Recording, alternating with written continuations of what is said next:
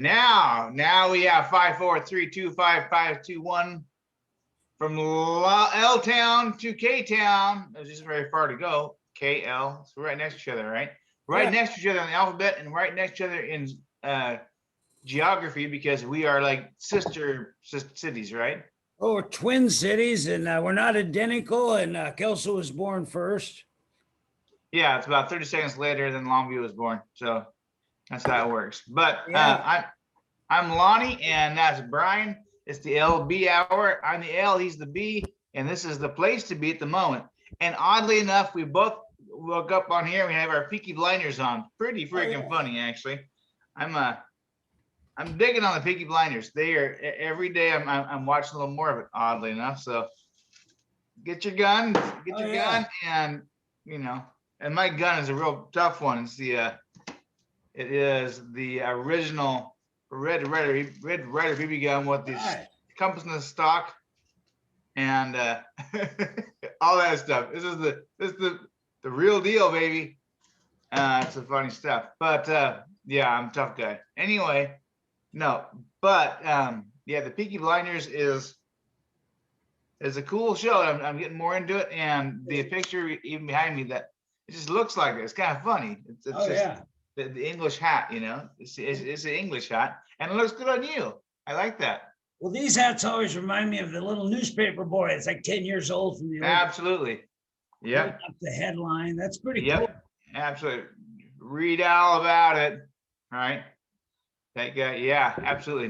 Newsies type of thing. Yeah. And it's a golf hat for me most of the time. So that's just kind of like, I don't even get to golf anymore that much. I need to go out and golf. I would do that today, but I have to go to Portland. So. Oh, wow. Well, that'd be a good graphic. The kid holding up the old newspaper for like a modern day news thing. With the dog next to him. Yeah, back to the old days of news. Just sure. News. Remember the headline. Mm-hmm. Extra. Read all about it. If you can't say it, then I'm going to shout it. I'm not sure what that says, but Campbell Soup used that. They did extra. Read all about it. Campbell Soup, without a doubt, or something like that. It was their whole thing. Extra. Wow. Extra. Kids would say extra. It's funny. All I think of is extra nowadays is extra. The extra gum. You know what I mean? Oh yeah.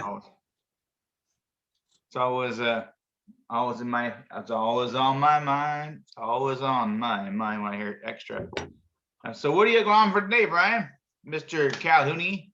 Well, I've been working around the house. I had to clean out the studio. I had the cat did it something to one of the little rugs I had in there, but I just took it out and probably going to throw it away or get it clean. But oh, really? Sweeping in there, the studio's looking beautiful. Oh, well, that's great. That is cool. We'll be ready to go. The red curtains get a lot of compliments. That was your idea. Everybody mentions the red curtains. Well, it's. I'm glad we did the red versus the ruby or the maroon. Yeah. Yeah.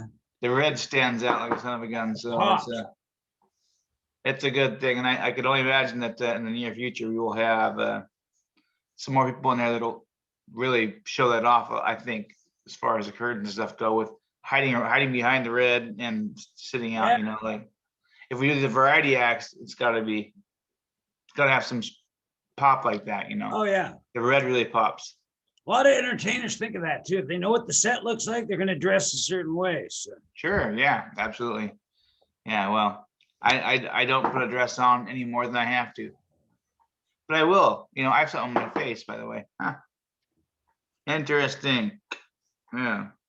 Well, hey, I have some odd questions for you. Oddly, whenever you're ready to go. But I'm ready. Okay. What type of person would you hire for a day for free right now if you could? Oh, for a day? Yeah. Like a person with design sense and organization and a vision. I want somebody to look things over and say, do this, do that. This is ergonomically wrong. This is feng shui mistake, stuff like that. Just get a overall view and give me the suggestions. A consultant. Design consultant for what, where though? Like your front room or your my whole compound, whether it's the front door, maybe I need a bigger porch, maybe I need something over there, maybe I need the roof done different or whatever. Just and then the studio, I want them to look it over. Feng shui and Feng ergonomics. shui. Ergonomics too. Yeah, well, the feng shui, I've never had no feng shui in my life. Well, I want to that- push a button and those curtains open. I'll figure out that. And I really miss my brother Bruce because he would have had it done by tonight. Yeah. That's what I used to do. I tell him, I go, man, it'd be nice if this curtain opened on its own. And I was just sitting there and had a button. He goes, okay, well, let's get it done. And 2 days later, we'd have the thing. He'd figure it out. Yeah. Yeah, that's cool. Actually, talented guy. It's kind of the Bruce studio because I listen to Bruce Springsteen all the time. And my brother Bruce inspires me. So it's the Bruce studio. I'm a Bruce Lee fan, so there you go. Yeah. Bruce World.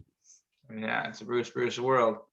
You know, speaking of which, Don't Call Me Bruce. Do you ever watch that movie? Oh, yeah. I love that thing. That's one of the best movies back in the day. He had the giant, That was- I think it was They Call Me Bruce. They Call Me Bruce. Yeah, They Yeah. Call Me Bruce. Yeah, they had two of them, I think. One was called They Call Me Bruce, and then one was called Don't Call Me Don't Bruce. I Call do Me, yeah. believe.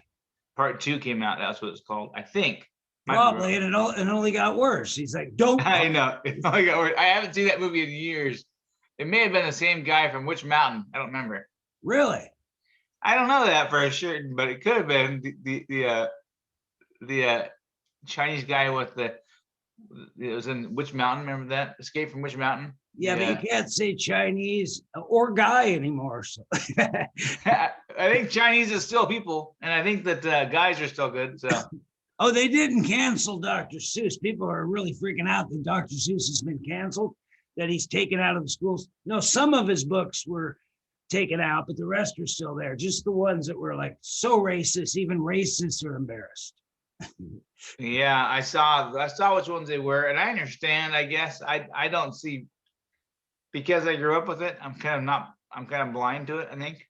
Yeah. You know, it's like just because it shows it alludes to race, why does that make it racist? Yeah, exactly.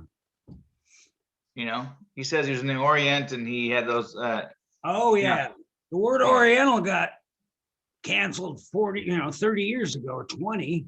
Nobody, I remember people used to say he's an Oriental chap, and they went with Asian. I don't know why there's a big difference on that either, actually. I haven't figured that one out yet. I'm sure I'm Oh, no, stupid. you never, we won't. I won't for sure. You probably won't. And then the millennials may not. So it's going to take about 100 years to figure that stuff. Yeah, there is, because as far as it goes, you know, because people aren't they're not Oriental because they're not from the Orient, I guess, or whatever, you know. But Yeah. it's like, I don't know. It's like, yeah. Well, it's okay. I'm okay with it. I like to learn all the new terms. Right, yeah.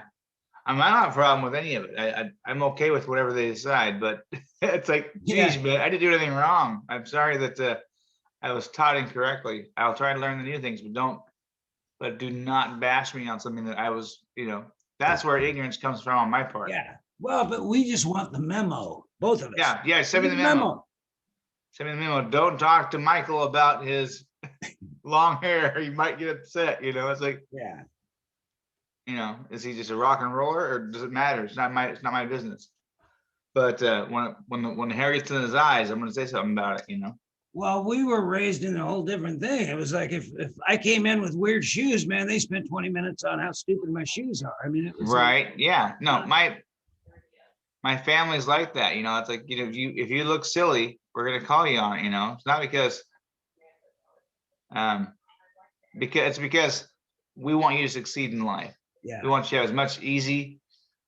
We're gonna give you a hard time because that way it'll be easier for you everywhere else. Yeah. You know what I mean? That's kind of how families do that. It's like, well, you know, gotta make sure that you are socially agile when you walk out that door. I kind of went the opposite way. I don't think I ever made fun of either one of my sons or any of their friends ever. Oh, yeah. I went extreme. One guy, Well, I never made fun of my friend, my son's friends or anything, I don't think. some of them made fun of me though, which was cool. I Oh, actually they're supposed to. be the brunt of the joke a little bit, and then I Yep. Well, I try to be the brunt of the joke in most places. So, Yeah, I mean, just natural. You end up being the self-deprecating yeah. joker. You know what I When the mean? kids got older, I would make jokes. I had this one kid that I was talking about and doing a whole comedy bit for about 5 of the kids about him growing up. He's a really good kid now, but he was going to grow up, become a drunk. His life was falling apart. And I didn't realize it. And he says, "You really think so?" And then everybody laughed. He was sitting behind me. I didn't even think he was there yet.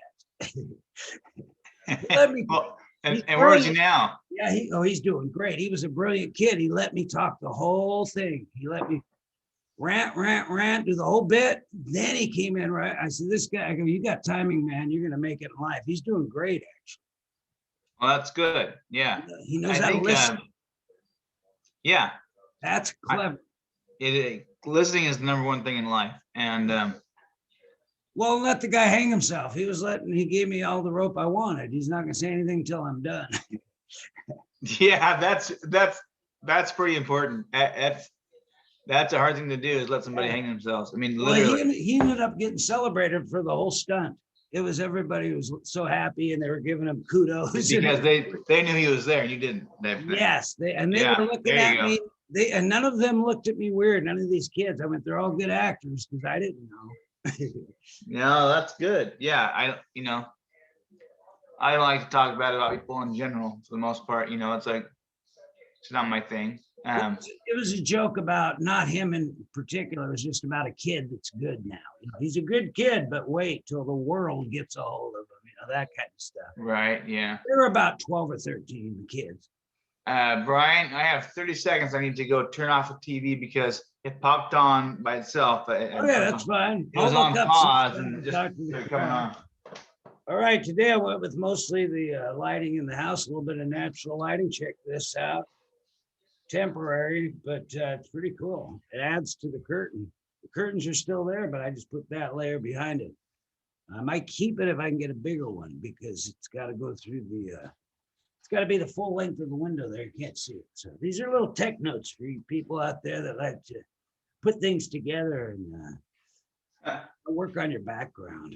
It's funny. Behind you. Television's really half of it. What's behind you? Okay, go ahead. I explained a little tech talk to the kids. Tech talk. Putting the light behind me? Yeah, no, I was telling kids in general, but you're fine. But I think a good slogan or logo or whatever, a motto for if you had a show called Tech Talk, it'd just be a clock going Tech Talk, Tech Talk, Tech Talk. Have a clock behind it with the words Tech Talk. If you're going to do that, Tech Talk, kind of like TikTok. That's clever. To the tech talk, you don't stop. Yeah, to the tech talk, you don't stop. To the TikTok, I got you. Yeah, Tech Talk on TikTok. Here's Lonnie with Tech Talk. Lonnie. Yeah. No, for some odd reason, when I speaking of Tech Talk, don't just pause your videos on whatever because TV. Well, I'd ask you every week. Now in tech this week, what almost destroyed your life? And you'll go, well, it's Facebook again, but kind of the camera. Well, I'll tell you. Well, I got some. There was some light at the end of the tunnel yesterday at lunch. I got an email from them saying, "Hey, contact." Well, it says, "Here's a link. We're working with you." Yada yada yada. So I followed their steps, and then I didn't hear anything back from them. And then towards the end of the day, I look in my spam mail. Look in the spam mail. That's where everything goes from Facebook. Why? I don't know. But great policy. Yeah, so it goes to spam, which sucks because then I don't ever see it. And I looked at my spam mail, and there they were. And that thing says, "Oh, here's jump some hoops and send us your ID and send us your." I'm like, I have already done this, but that's okay. I don't care at this point. Yeah, I got your ID. They're all on file. It's actually. Right. Yeah, that would be a great practical joke. It was all me, but I don't think you'd appreciate it too much. Yeah, no, I have but I sent them IDs before, and I got new IDs. I got everything. I got new credit cards, new IDs, you name it. This is all kind of a shit show all at once. The whole town knows about it. I was in a Target actually, and a guy looked over at me, and they were talking. That's him. That I'm your friend. And then he did this sign, the Facebook sign, the F. FB, there you go. F, is that an F? FB for Lonnie, free Lonnie. There That's, you go. yeah, free Lonnie and Facebook, the whole deal. So That's pretty funny, actually. people will be nodding at you.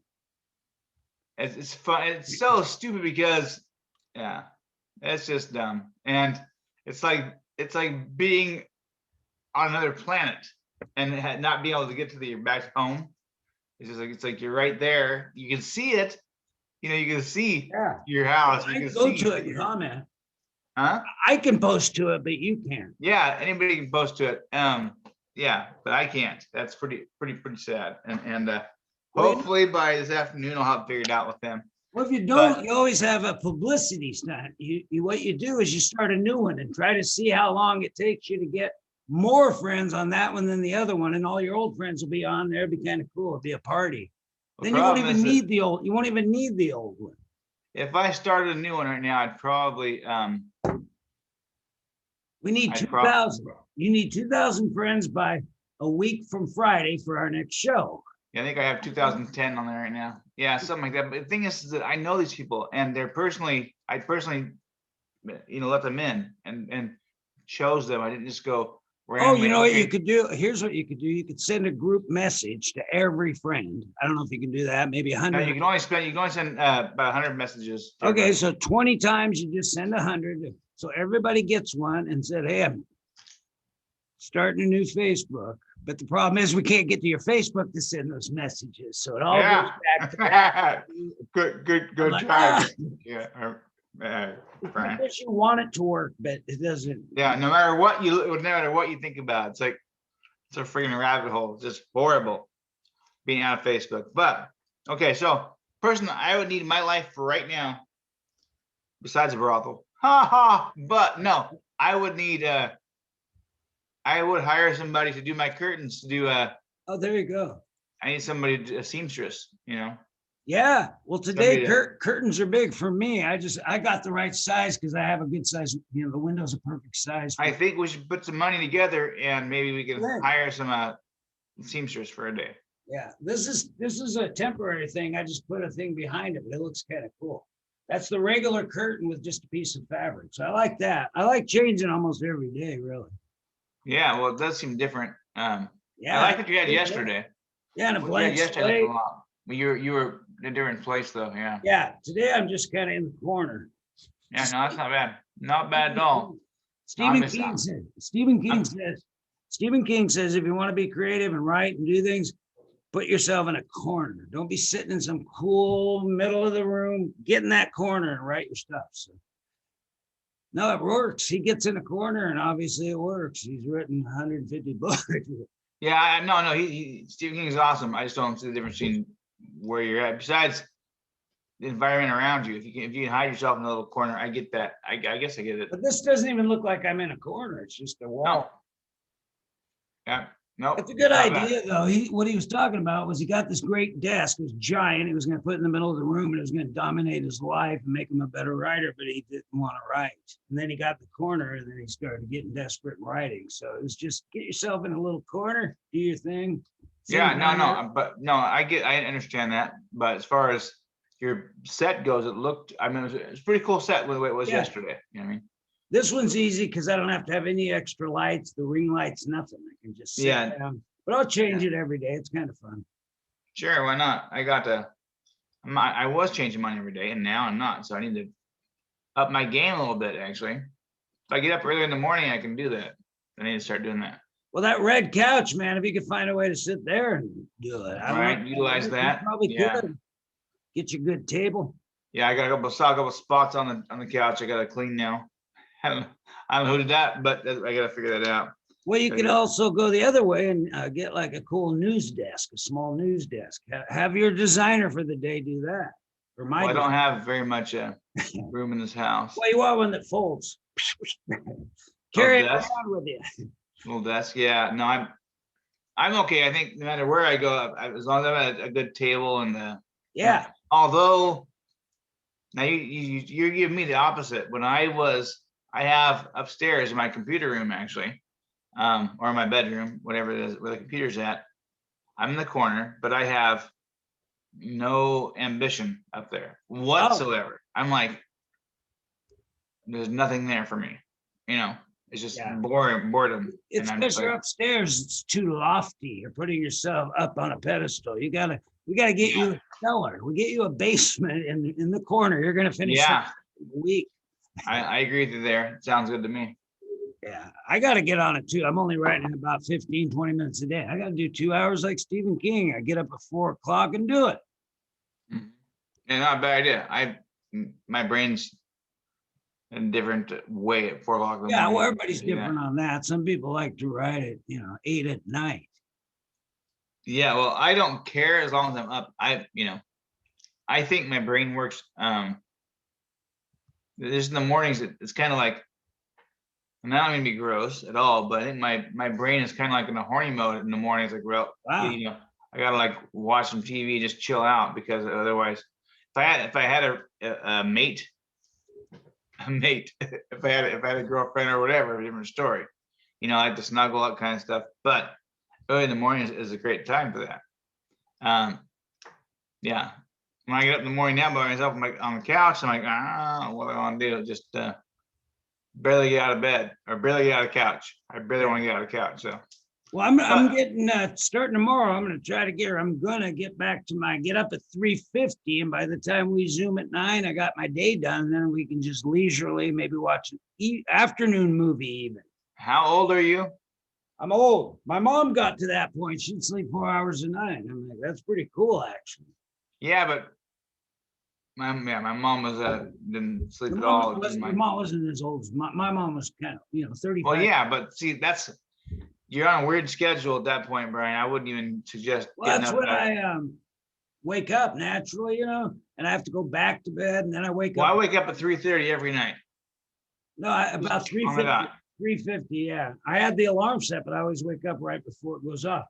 But what I want to do is when I do that, I get a lot done. By the time noon rolls around, I can have lunch, and I don't have to do anything. I can relax and enjoy not having to push it. Yeah. It's just a natural cycle. Yeah. Well, I think For 4 o'clock in the me- morning is great if you have to be somewhere at 4:30 or 4:15. Well, the cool thing is you can get writing done because nobody is going to text you or message you. You're not going to hear anything from anybody. This is true.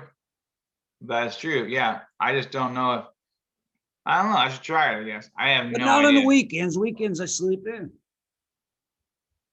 Yeah. It just seems like that threw your body clock off quite a bit.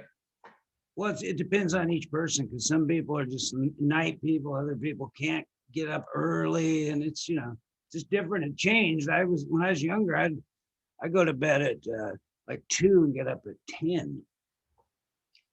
From high school, I would say for college for sure, until my stroke, I probably slept 4 to 5 hours a day. That was like I literally was always up late every night, very late. I would my brain just always on, and I'd wake up early in the morning, and it was like just wake up 5 or 6 o'clock in the morning at most. I'd be running by 6, and yeah, just go, and that'd be It kind of depends on just your internal body clock. Some yeah, people, and your lifestyle, yeah.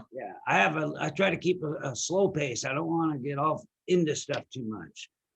Yeah. I used to do that. It stressed me out. Then I'd get into what's called the manic phase, which is entertaining and ends up getting your friends to call you because of the weird Facebook posts. So you got to watch your own emotions and stuff. Yeah. Oh, well, for sure. I got something I want to ask you because you ask all the questions usually. Sure. I found this old book. I gave it to my mom in '84, and somebody gave it to somebody else 20 years before that. It's called Happiness is Everywhere. And it's a cute little book, but it's got questions about happiness. I'm going to ask you a couple Do it. questions about happiness. Let me look at this. Get the old glasses out. These are dollar store glasses. Yes, I have gum in my mouth. Oh, here's a good one. Where does happiness come from? There is a spot on a woman's body. I'm just kidding. Hang on. Yeah. Happiness comes from within. So therefore, all you need is just a little bit of fertilizer to make it grow, and whatever fertilizer that might be. For me, I find happiness in so much stuff. I mean, literally, I can look at a beautiful tree. I can look at a animals, not so much, but I can look at just a lot of different things and appreciate them. And I find happiness in a pretty smile.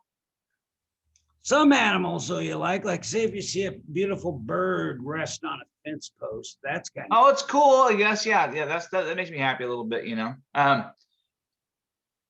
But we're so old now, I guess, in particular. You're so used to seeing so many seagulls and so many pigeons and yada yada yada. I mean, unless it's a blue heron, I don't even look at it. You know what I mean? oh yeah. I did see a few years back. I took a picture. A really cool picture. I need to find it, but it was at the Lake Sacagawea. All these birds had flew into the tree over there, and they looked like ducks all in the tree, and it was the coolest thing in the world. And it was very haunting. Actually, it was a very weird, cool picture about birds. I mean, I like doing photography. I mean, so I find beauty in a lot of things. I really do. I can look at a situation, a scenery, and go, I can dig the beauty out of that because I can take a picture of it. You know what I mean? I find it. I literally will take a picture and I'll look at the scenery and go, the little actors thing where the producer goes, that's true, Oh, yeah. 100%. You want to see the beauty of something, you want to zone it in. Just you take away the rest of the world. You just put it right in dead center and go, okay, that's what I want to see. That's what I want to see in my picture. And so Yeah. so you just gotta find it out. That's why I'll take a lot of pictures, and then I will crop and zoom and whatever you gotta do with those pictures. But yeah, there's my backyard right now is gorgeous. The sun's coming up, and the old trees are kind of just giving a little bit of a shadow to it, and they're green and mossy. And I find the beauty in everything, actually. Yeah. And I find the beauty in every person. That's the cool thing about it. That's a goal. That's a cool thing about me, I think, in particular, is that I can find the beauty in every person. Yeah. What's funny about moss is everybody spends money trying to get it off the roofs and the walls and all that. But in nature, when you're out in the woods or something, it's beautiful. Yeah. No, actually, I wish I could show you this, but I have a tree covered in moss out back here, and it's just looks awesome. And I've got a walking path down below that. That's I have people walking through there every morning and stuff, and I can watch them with my my little peaky blinders, just in case they decide to come by. I'm just kidding. No. It's just I find beauty in everything. I really do. Yeah. That was a great answer. So this book, Happiness is Everywhere. It's just happiness is everywhere in my. Gave it to my mom 37 years ago, and I bought it at a thrift store where somebody gave it to their daughter or something. So probably very, very cool. Yeah, no, I would read that. That's something simple like that. I would read. Yeah, it's great. Those kind of books are great. I think they have those at the toy store. The one in the Merc. They have those books like that, really happy stuff for kids and thoughtful books. Well, yeah, that's what I think of. The guy that Ray Stevens with the song. Everything is beautiful in its own way. Yeah. Like a starry night or a snow-covered winter's day. Yeah. Yeah. That's one of his best. He wasn't making fun of anything, but he does those too. He's great at parody. No, that was actually one of his best movies, best songs. Everything is beautiful, and because in its own way, it really is. You just got to figure out how it can be beautiful or whatever. It's like, well, it may not be beautiful to you, but it will be beautiful to somebody, and you got to figure out, because I think the reason why I think that way also is because I'm an ENTP. My personality on the Myers-Briggs is ENTP. So therefore, I look at everything at different angles. I don't say, I could definitely see how this person's ugly. I mean, it'd be easy to zoom in and see their pores and the hairs coming out of all of their slight imperfections. You know what I mean? And I could definitely see that. But I can also see the person on TV. Like, you can see how this person I'm looking at right now is actually, she's a probably like a 45, 30, or I mean 45, 50-year-old Hispanic. She's a little heavy, but she's great. She's got the pearl necklaces on, she's got a suit on. She's doing it darndest. She looks really, really pretty, you know. Oh, where are you seeing this gal? That's on a news channel right now. Oh, okay. So you got the big TV out front. Yeah, it's the FBI and defense officials on the deadly insurrection. Oh, is there a deadly insurrection coming up? Is it scheduled for Sunday? They're scheduling it for next month, apparently. I'm not quite sure. Well, apparently the previous one was scheduled and nobody said anything about it. And then also when it was called, when they had it going on, the guy in charge of the police department of Washington D.C. he called for help, and they said, wait a second, we can't help you. And they said, what do you mean, well, you can help us? I was told specifically that you have to call the general of the army and the general of so-and-so to get both of their approvals of this matter. And Wow. so he had to call around and find approvals for everything. Yeah, it was quite interesting. We gotta know that stuff. I don't know who to call. If I want to get Ghostbusters, always. You call Ghostbusters. I want to get an insurrection going. I want to know who to call. I don't want to waste time looking it up. Well, usually the National Guard can come, but they had got somebody already given and said, no, do not come out there. You have to get approval from me and from so-and-so before you can go out there, which is the first time for anything like that, you know? Yeah, Because wild stuff. Because somebody up above, who's no longer above, but somebody above had squashed that a little bit, you know, which is weird, but. I heard they're going to do it every year. January 6th is just going to be a thing. It'll end up being like St. Patty's Day type stuff. So it'll well, actually, they are worried about this. The 6th of this month, I think it is. Is it the Ides of March? Is what day? Oh yeah, the Ides of March. That's a stabbing in the back and all that. Yeah. So the Ides of March is something that they, as for some odd reason, it's kind of actually true. Things happen in March, and people, you know. Oh yeah. Well, when you get back on Facebook, you can start another page and be the admin called the Insurrection Connections, where everybody can get on the same page. I know. I don't want any part of that. Well, I'll be humor. Yeah, well, humor I can do. Yeah, being part of the political insurrection. Nah, I'd rather go to live in the woods for a while, man. I don't care. I mean, you're gonna wear plaid. You're gonna wear plaid. Make sure you don't wear the same plaid as your buddy, and make sure you don't flash and have a cool hat. All right, there you go. Yeah. And no, I think you have a costume change at some point. You come back out now and you got the suit on, or you got the that guy had like, would that guy have an animal suit or something? Oh, water buffalo. That's what it was. International Order of the Water Buffalo. I'm not sure if that's what it was, but that's what it looked like. Kind of a, now was that Flintstones? Flintstones, yeah. International Order of the Water Buffalo. Look. Amazing. Yeah, I don't know if that's them or not, but it was. Yeah. It was. That's pretty funny to go there and do that. And then he goes there and starts preaching. Actually, he's like on Pelosi's desk and he's preaching out that thing. That's or. I'm not sure where that was in there, but he was. Well, he was an actor. He's a part-time actor or something. Well, he got his first and last deal, I think. I guess. Yeah, I thought he was solid. I think he's gonna be playing the role of a prison mate for a long time. Good job, buddy.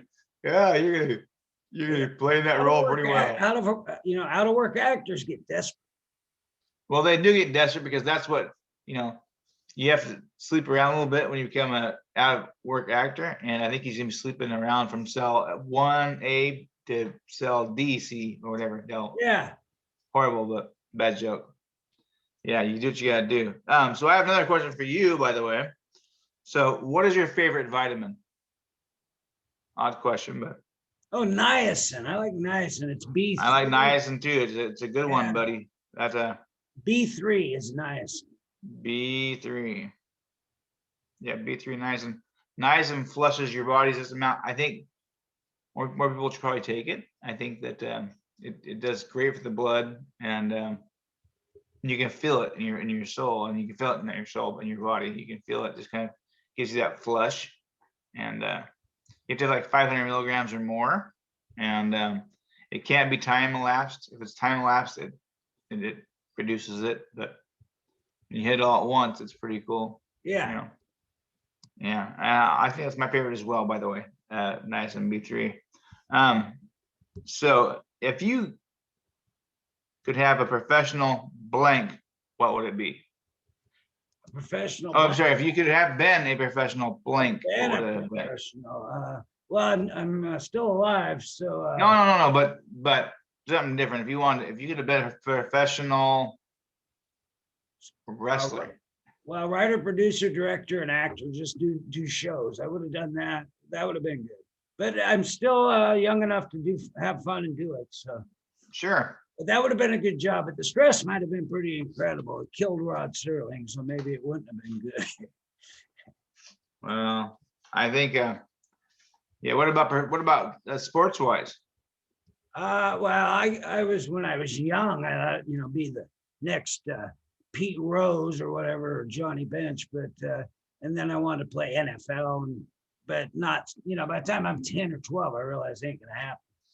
So that's when I started, actually it was college where I started thinking about broadcasting, but I was afraid to try it. And then I tried and I got rejected, and I didn't go back. When you get rejected, you're supposed to go back until they just let you in because they're tired of arguing with you. I didn't do that. That's my advice. Why did you get rejected for broadcasting? Oh, I went into the school. I wanted to get with the radio station, and they said, "No, we got too many guys. You just have no personality. You're not the guy." I did the television there, and they said basically the same thing. You have no talent. And I believed it. So I tell people, if they tell you that, show up the next day, and the next day, and the next day until you. You know what's funny about that? That reminds me of Eddie Murphy and Rodney Dangerfield. Yeah. Well, Eddie did it right. He took the insult from Dangerfield and didn't let it stop him. He just kept going, doing his thing. So what we're referring to here, folks, by the way, is that years and years ago in 1988, or no, before that, Eddie Murphy was doing a live stand-up, and he ran to Rodney Dangerfield, who said, "Hey, buddy, why you gotta be so disrespectful? Why you gotta talk all that bad stuff and all the bad words all the time? And yeah, why you gotta joke like that? And he goes, you're never gonna make it. You're never gonna make it," he said to him. And so then Eddie Murphy walked out of that discussion with, "Oh my gosh, I'm never gonna make anything of myself," right? He didn't think of that. He said, "I'm gonna prove him wrong." He said, "I'm proving wrong." And then he was really devastated. He was he was devastated. Yeah. And 3 years later, after he had just totally taken over America. Yeah, he was the number one star 3 years later. Become the number one star, yeah. He walked in the bathroom at the Bellagio or something like that. Some show or something. Yeah, they was doing some show in Vegas, and he was going to the bathroom, and Rodney Dangerfield walked in next to him and looked at Eddie Murphy and says, "How would I know?" Yeah, or whatever. What do you say? So he said, "How do I know?" Who knew? Oh yeah, he is. Who knew? Yeah. Who knew? Because that's awesome. I mean, to be able to prove somebody wrong, do it, folks. Always prove somebody wrong. Yeah. Well, and Rodney for being gracious and saying, "Who knew?" Who knew? He waited 3 years to tell him, and Eddie said that was the greatest setup punchline in history. It was 3 years later. Who knew? That's well, now the movie's out 33 years later. Eddie's willing to wait between things, man. He's got patience. Yes, he does. 33 years. He's going to watch a movie coming out this Friday, I think, which is Coming to America. And that's a pretty Coming to America. Great way to do to America. Yeah, that's awesome. And I'm excited for them. I think the whole crowd is going to be, I mean, I feel bad for them in the fact that they're going to play it directly to Amazon Prime instead of in the theaters, because these companies pay a fortune for having these actors, and then you can't make the money off the box office that you wanted to. You know what I mean? Yeah. James Bond, I assume.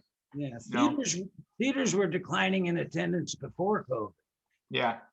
Well, they were. That's why they have. My TV better than it. If my TV is better than the theater, man, it's hard to go to the theater. I don't think your TV is Oh, better it's than way the better. theater. I get a beautiful view. It's crisp. It's HD. Geez, I can pause it. I can go do things, come back. Can't do that at the There's, yeah, theater. you can't do that, but yeah.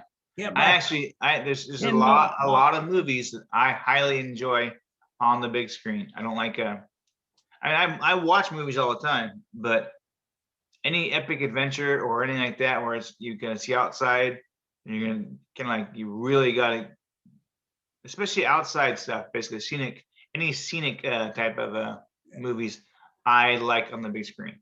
Well, I saw Star Wars about 4 years ago, and it just seemed like it was all a movie and made. It didn't suck in. It was so clear and looked too digital, and it was just not good. But I watched part of it on TV. It was fine.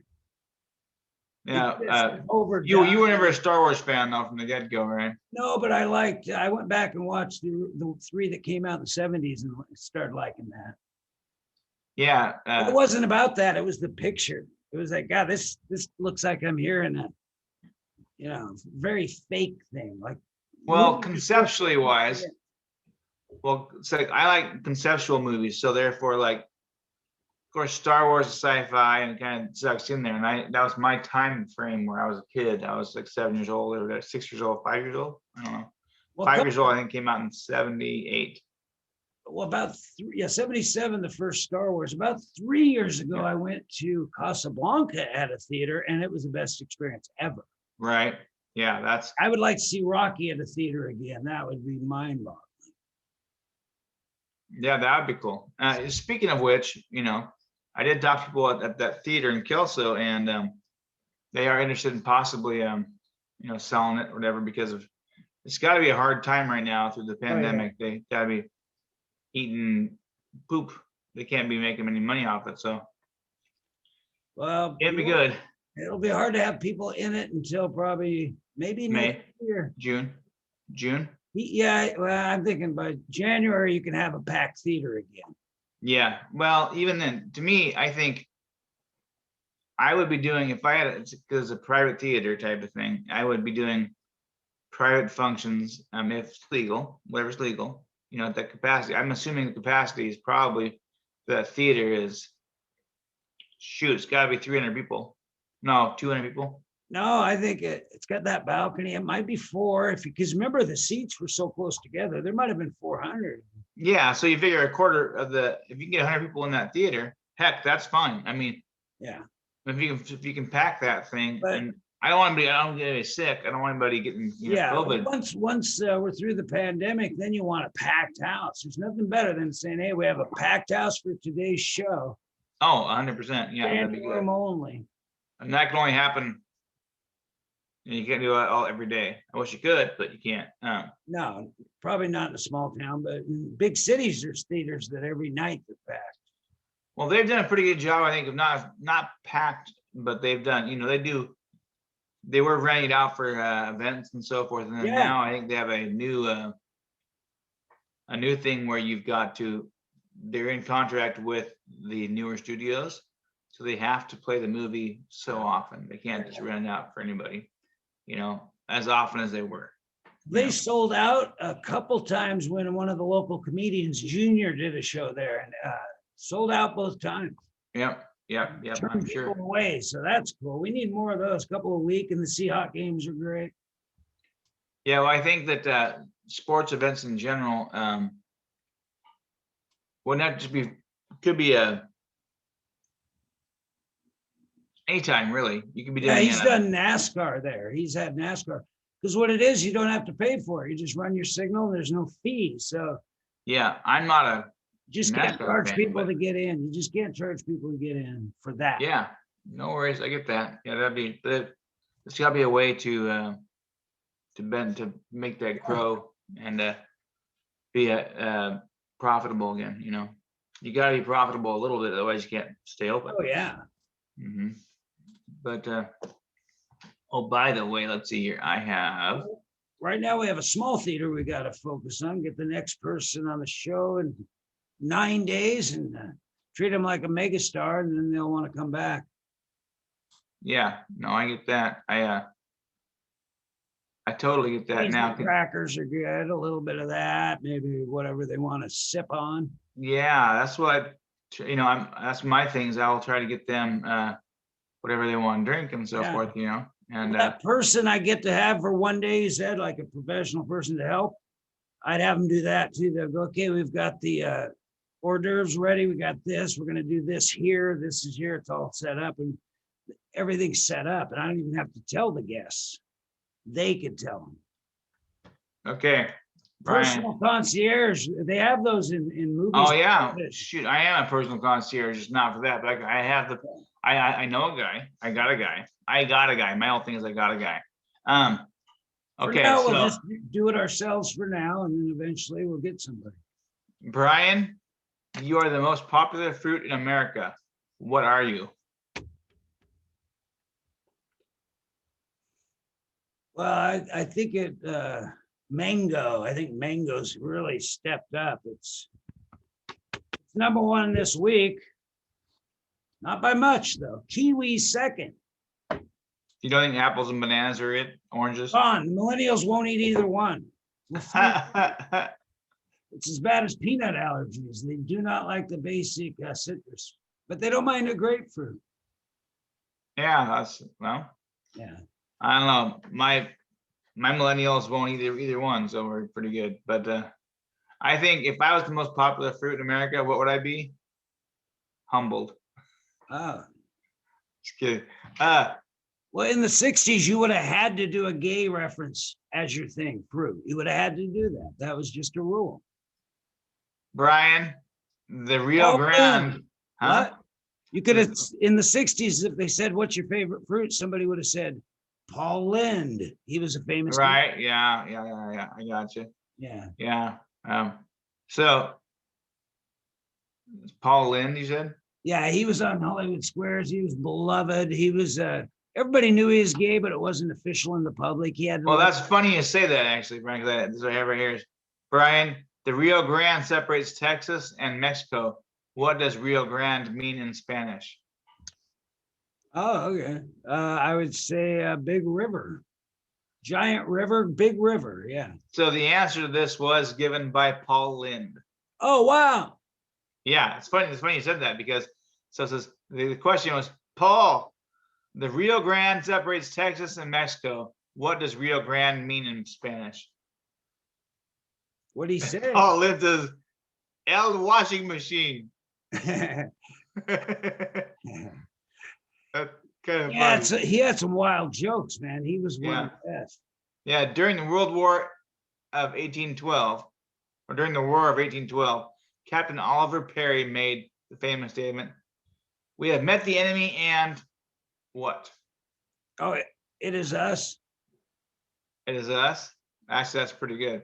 Yeah, that's the original one. The original one. What did Paul Lind say? Oh, we have met the enemy, and it is Anita Bryant. She was against gays. She was an anti-gay lady. Paul Lind said, they are cute. Okay, that's Paul. We met the enemy and they are cute. Oh, that's good. Yeah. So, is it possible for you to make a dog laugh? I think I've done it. Well, let's see here. I've made a cat flip me off one time. I believe that. My cat. Your cat is good. Meow. My cat can't stand me as a person, but is devoted to me because I saved it from starving as a kitten. So it's a really weird relation. Well, I would say they have. I tried to housebreak. You've made Max laugh 100 times. Oh, I know, and I've tried to make him, play fetch, and he just laughed and laughed and laughed. Like, no, I ain't doing that. Nah, he laughed, I think, but that's okay. Well, he likes to interrupt us talking, and I'm thinking maybe he's actually laughing. Yeah, that's pretty funny. Hey, so Brian, Teddy Roosevelt maintained that he had something removed from 2 United States coins purely for the sake of art. What? 2 things removed? Yeah. Maybe the flag and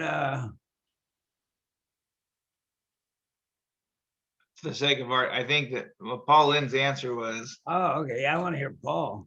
the bottom half of the buffalo. That's good. See, Paul Lynn had some great one-liners. He A lot does, of them, a yeah. lot of them were sexy and a little bit inappropriate. Okay, so I'll tell you the question is, this is directed to, you tell me what you think their answer was, okay? This is directed to Burt Reynolds. Your sheep has a temperature of 102. Is she normal? Your sheep Yeah. has a Your sheep has a temperature of 102, Bruce or Bert. or is she normal? He'll she say, normal? No, she's a bit of a swinger. Burt Reynolds responds, I'm not normal. People think I'm not normal because I'm taking your temperature. Okay, that's good. Yeah. Yeah, exactly. If you're taking a sheep's temperature, people are going to think you're pretty weird. He was pretty funny too, I thought. Yeah, they all were. Elizabeth Taylor calls it the big one. What is it?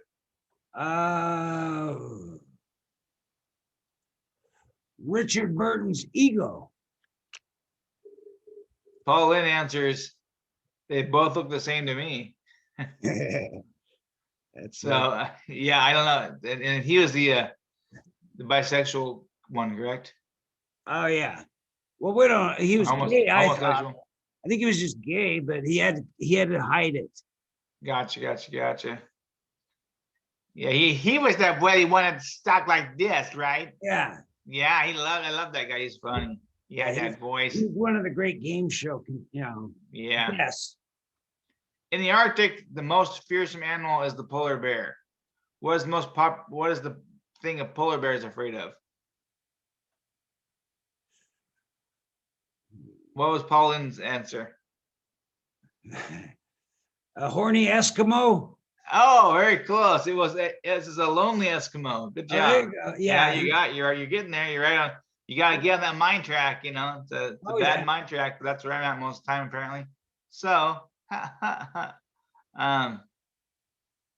according to the old song, at night when you're asleep, into your tent I'll creep. Who am I? Paul Lynn answers it. Go ahead and answer it. Yeah, I'm not sure who was the pervert. According to this old song, at night when you're asleep, I'll crawl into your tent, I'll creep. Who am I? Paul Lynn says, the Scoutmaster. Oh, wow. Boom.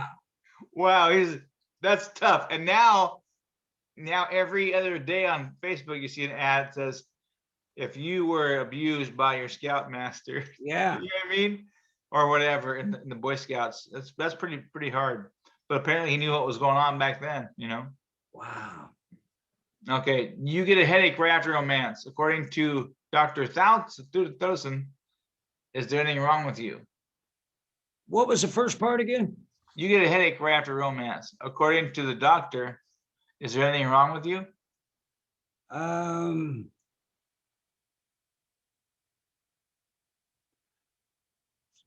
Paul Lynn.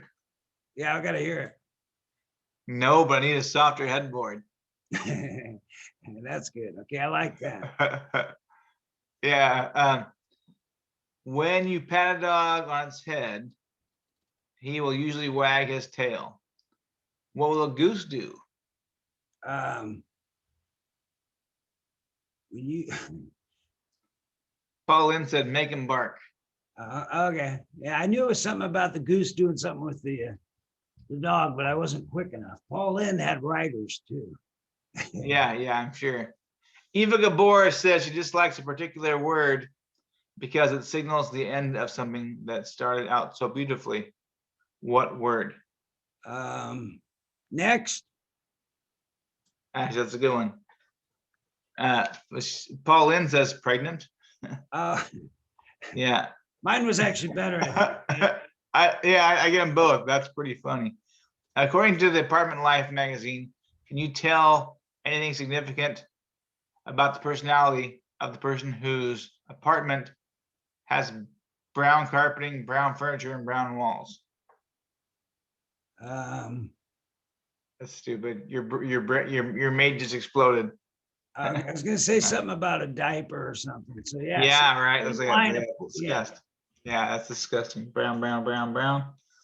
Paul or Brian, where at any one time will you find one quarter of the Earth's population? Well, he might say something like in in somebody's bedroom or something. So and so. Yeah, no, Paul says the Rio Grande. He's back to that. He is back to that. That's Right. funny. And he kind of does it like the Rio Grande. The Rio Grande. Yeah, we should watch him sometime. That guy's crazy. He was awesome. Yeah. No, after that, something's popped up here on my phone, on my computer. There we go. Okay, so according to this is pointed towards Red Fox. According to Zsa Zsa, does black look sexy on a woman?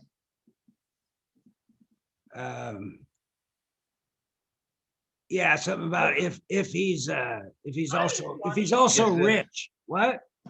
Hi, Lonnie. This is Sabrina calling from Voyage Media. How are you today? Good. Actually, let me call you. Hang on for 1 second, Brian. I got a phone call. My doctor's here. Hang on for 1 second. Yeah. Don't. Apologies. We'll go back to that question. So don't. Yes, one moment there. Don't go away. Yeah, no problem. Sabrina's on the phone and Yes. not a teenage witch, so let's not have any. Good now. I can hear you. Yeah, I'm just in the middle of a Zoom cast. All right. That's really the answer to the phone, but Right now, I figured I'd answer. let me check out what I got. So look, I got the Yeah. Can you call me back by any chance? curtain over here, the bookshelf. Things are looking good.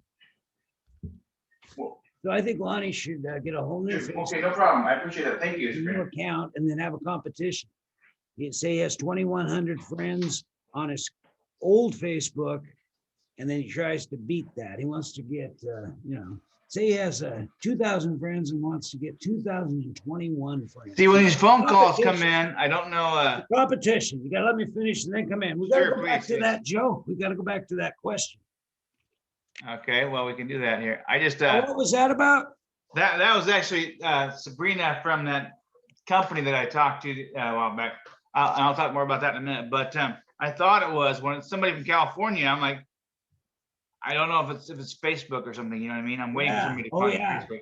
But that's that media company that I talked to them a couple days ago in regards to the Pound Hour, not Pound Hour, but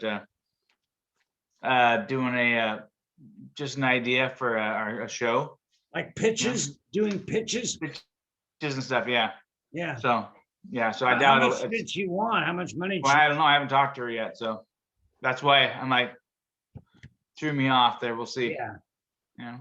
That's a Don't good pay lesson for for pitches. everybody. A good lesson is if they don't want money, you got to check them out. But if they want money for ideas, pitching and all that stuff, don't do Yeah. it. And if they want money to publish your book, don't do it. Those two rules, always follow those. Well, I mean, I understand that, but I would probably pay somebody to read my book. You know what I mean? That would be an individual. You'd have a deal with them. It wouldn't be somebody that's hitting you up for it. You would find them. 'Cause if Yeah. they're advertising, they're just after money, a lot of them, it's a scam. But if you find out a reader that you can go online and hire a person to read your book, proofread it, edit it, whatever. But if they're Yeah. coming to you with these publishing, deals that, hey, we'll publish a book for 1,400, 20 copies. And you're like, well, I could do it for $80. Thank you. Right, exactly. But Don't yeah, actually help you at all. So if they want money, then that's probably not. Run.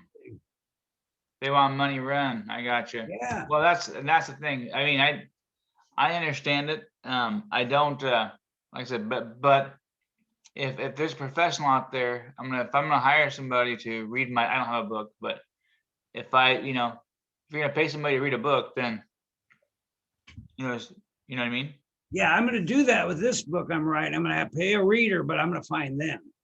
I'm gonna research and find a good one, because I don't want them coming to me and hitting me up. Because then they're just scammers usually. So you have to go find it. Yeah. Well, yeah, I agree with you. They're out there. They're out there. I'm sure there's scammers everywhere. Yeah. You know what I mean? Yeah, if you know somebody, then you get a reference from them, and that's always good. But I would, I might even, let's say, somebody who, if you look into the type of books that you would, or story that you have, whatever story you have, if a place has produced similar stories and stuff that they've done, you know what I mean? If that's kind of like their niche, if they do Dick Tracy books, or whatever it is, if it's kind of down that, if they like that kind of stuff, I would definitely send it to them. I wouldn't send somebody to Space Yeah, Odyssey. just don't pay them any money, because a publisher, for example, you send them the idea, then they start paying you money, not you. You don't pay your publisher, and you don't pay people for script ideas and all that. They pay you. So that's the number one rule. If you get a publisher, he better have some money for you, not want money. And there's a lot of them. There's a lot. I see people get these emails all the time. We'll publish your book for $2,800. You're like, I can do the same exact thing for free, and you don't offer anything that I can't do. Yeah. Yeah. Well, but I mean, so in regards to that, so let's say, I mean, I would like to, if I had a good script on something like a story or whatever in particular, if I had a good one planned, everything, then I would try to invest in a trip down to LA. Oh yeah, that's a good idea. And do all that stuff there. And Yeah, then try to get an agent. If you can get an agent, they'll shop your stuff for you, and you don't have to worry about it. They'll set up pitch meetings for you, Zooms, everything, and they pay you.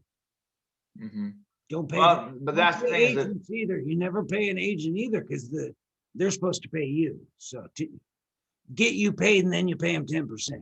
But never just give money to an agent. It's all based on commission. So if they get you a $50,000 deal, you got to give them $5,000. so so 50. middleman services you wouldn't believe in then. I So, believe I pay people, or they pay me in those cases. A publisher, if you say you have a good idea, you go to an agent. but All if that they- stuff. if Yeah, these you- middlemen, they're claiming they have all this experience with things. They may have been the assistant caterer on a program, and they'll list that. They'll listen to your idea, but they want money from you. So ideally, they would listen to it, and if they get you a deal, then you give them money. See, they would believe in themselves. Everybody else does. They're just kind of scammers, and they sound good, and they set up a good, set and all that, make it look good, like they're official and stuff. But the minute you know they charge, you just got to run to the hills. I've learned just from seeing it so many times. Yeah, I get you. There were Yeah. a lot of those in Hollywood. They were going to get you in for a screen test. It turned out it was just their screen test, and you spend all this money. Screen tests are free too. In fact, they pay you. Usually Yeah. they pay you. I've seen I don't know. Well, if you I've have a seen good a lot- idea, though, if you have a good idea, just get the list. There's 80 agents in Hollywood. Look it up. You start emailing them, sending them stuff, just telling them what your project is. And if they're interested, they'll sign you. I get you. I mean, I understand what you're saying. But they don't want to even listen to you, I'm assuming sometimes. And the reason why I say that is You because gotta have an angle. Like you gotta you gotta have an angle, you gotta have a hook, you gotta have whatever. Yeah. you can But figure something out. but that's the angle part about it. It's like, so like right now, one of the things that I do, I have I started a company called the Concierge of Life. If you don't know what you're doing on something, you say, hey, I have a problem, I need help with this. And so I spend that time to figure it out to make that happen for you. So like right now, I have a couple friends with property that are having me promote their properties because they don't know what they're doing.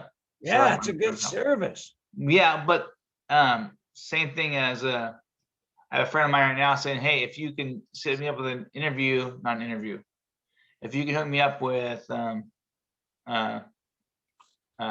basically a meeting with so-and-so, I'll be your best friend, you know, I'll do whatever I can do for you, Lonnie, because I'm like, oh, pretty cool, you know, Yeah. I appreciate it. And it so happens that I have the connections. I know most people, so I can do that. I'm not charging in particular certain things, but they're willing to pay. They are willing to pay for that stuff, though. You know, Yeah. they're willing to meet Mr. Brian Calhoun because I have a personal relationship with him. You know what I mean? Yeah. But those Otherwise, they people, never would. those pitch meetings and all that, they're not going to get you a meeting with some famous producer. It's not going to happen. Yeah, but I'm saying the people who do the middleman services in particular, that's what you're doing. You because I've got a connection with so and so. You know, you. Well, that's why you pay an agent 15% or whatever, but it's all after the fact. After you get paid, that's their job. And then producers, if you can get to a producer and he likes your idea, he'll assign you. So your agent gets you to everybody. So you got to get one. And now they're saying there are ways to do it without an agent just on your own. So I haven't read that yet.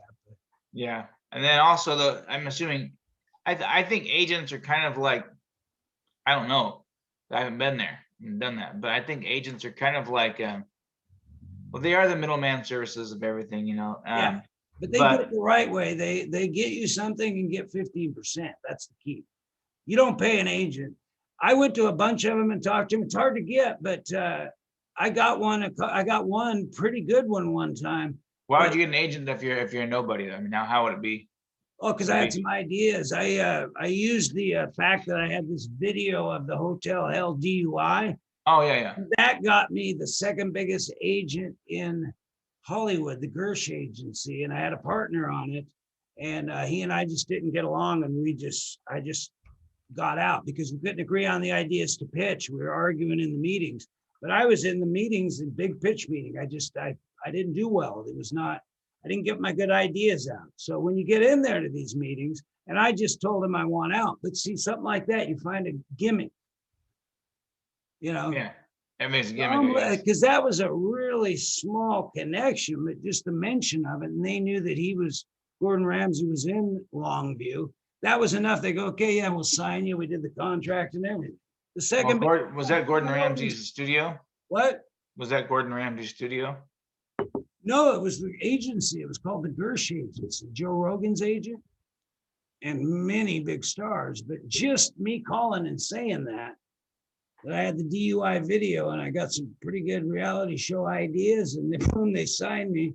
And then I just, me and the guy I was with, we bombed the meeting. And then I said, I can't work with him anymore. And so I got out and they kicked him out. So, but I was able to get to that point. But if you get there, you better have good ideas put together well, because even if you stammer, they're like, next, and you better have about 10 in the back that you just hope might work. Yeah, I was watching I sent you one the other day, I think, the studio, the tryouts, people with their stories. Yeah, they're tough on you because if they don't. That's harsh. There's. I watched one guy actually get a deal pretty much instantaneously. Yeah. Did you watch that by any chance? No, I've seen some of that stuff.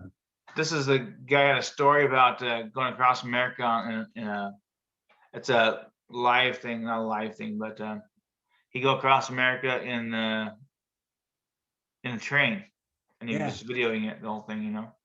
Yeah. And kind of like telling stories about all the little towns you talk about, like you're doing. You want to do little towns? That's what he's doing. He wants to go by train and do that. So and he sold that little deal. The guy, the director who was, he's like a big, he's one of the Weinstein guys. He was the director, the CEO of Weinstein. So he was listening. He goes, I don't know if you're gonna, because it was about 30 people in that room, probably 50 people in that room. And he goes, I don't know if I'm gonna make a deal with you today, sir, but you're gonna sit with me afterwards, and we're gonna try and make a deal because you. And he goes, I am paying your way for coming into town here today, regardless of if we make a deal or not. I'm paying your wages, or not your wages, but your travel time and stuff. So those pitch meetings are tough, but if you do enough of them, you get good at it, right? Like I came in, they said, give me one idea. I said, well, I got the show called Unplugged. All these millennials get all their shit taken away, all their technical stuff taken away. And then they have to work with old people, boomers, to try to do these projects. He goes, I love it. It's not going to sell cell phones, though. You're talking about getting rid of cell phones. So he shut me down. But I should have said no, because they're going to do projects where they also teach the older people how to use tech, and it becomes a walking advertisement. If I had said that, I would have got a deal. I blew it. Yeah, that's right. That's right. If you would have said the other way, Yeah. Get a lot of pitch meetings if you can't sell newspapers. Yeah. But in reality, it'd be the best selling thing. You'd be selling apps. The kids would make apps with the old people. Everything would be about selling. So it'd be a 30-minute commercial, but I didn't come up with that. I should have. I knew that. Yeah. And it's pressurized, but if you can get a bunch of them, and now you can do it on Zoom. You can Zoom pitch meetings to producers, agents, everybody. Yeah. Yep. No, that's cool. Got to interest them. We got to get a way to hook them. It's all about hooking people. Talk about the hook. Oh, you were past the date, right? We're past the hour. This wasn't I didn't realize that. It was good though. We even had a phone call and stuff. That was cool. Yeah. Next time, can we bring that person on to the Zoom, their voice? We'll say, could I get in on this phone call?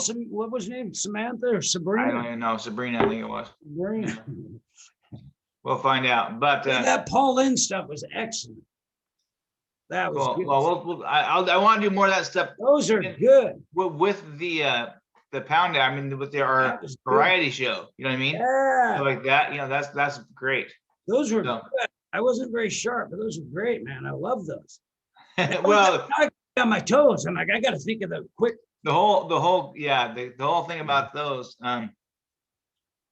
They are outdated as far as stuff goes, and they probably are not PC but then again, the 70s, when it was 70s when it came out, that was not PC at all. It was just real, Yeah.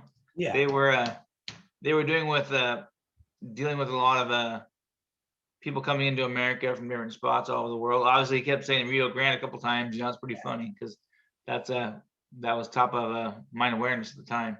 Well, they're just clever one-liners at the time. They'd be different now, but it's cool where it forces you to think. That was hard. I like that. Ready? All right. On.